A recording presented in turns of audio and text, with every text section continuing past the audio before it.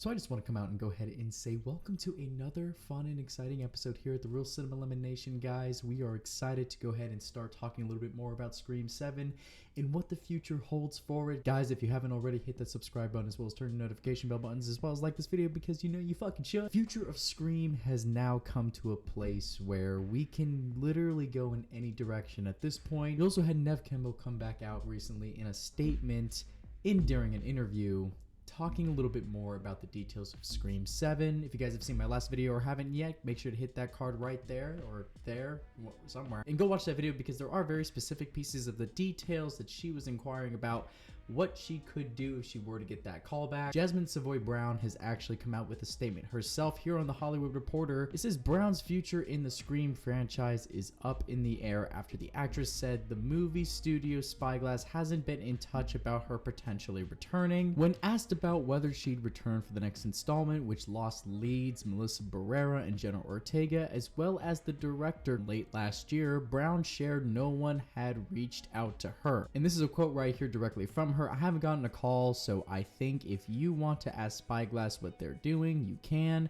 She said, I haven't gotten a call. We all know that actors over the years are basically being paid, right, to kind of lie to the audience and deceive the expectations of what they think, you know, should be going on right there behind the scenes. Spyglass right now is in some deep fucking bullshit with the potential of not even hiring back Melissa Barrera in the future for, you know, other Scream films. Radio Silence is also doing Abigail, the new movie about that vampire dancing girl or whatever the fuck it is. It's gotten to the point now where we are having a lot of actors just kind of deny.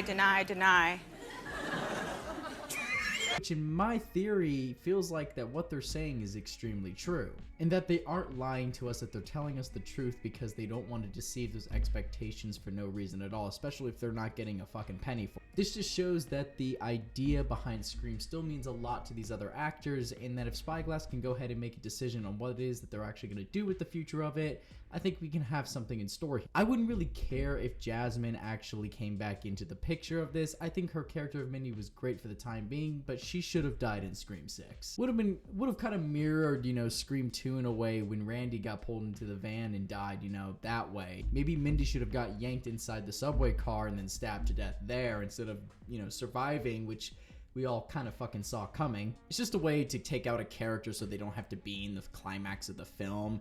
That's kind of why they did that, but they wanted her to survive anyways because of course they were going to have Chad survive, which if they at least killed off one character from the previous film, it would have made a lot more sense to kind of carry on in that direction. You wouldn't have had so many characters to write into the next film. And that's kind of the point of these movies, is to execute certain people leading up to the finale, which again, you know, in Scream 3, we literally had Mark Kincaid, Dewey, Gale, and Sydney. And of course, Roman was revealed as the killer. This was the idea of, you know, being able to kind of break down those characters and focus mainly on the sole purpose of it and the sole story, which was Sydney Prescott, you know, and her whole mother issues. But after all this time, guys, what do you think is going to happen between these actors? What do you think they're all thinking about right now when it comes to the next installment? I know Christopher Landon was signed on, but my theories for director are kind of, you know, spontaneous.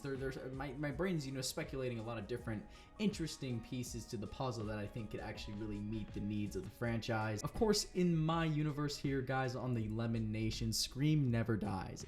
We will keep theorizing about past films. We will keep rewatching these most recent productions. So I am gonna make a full theory based off of what the expectations are for the next installment and how they can proceed with possibly going back and doing a Scream 4 sequel, which in my opinion would probably be the best route to go.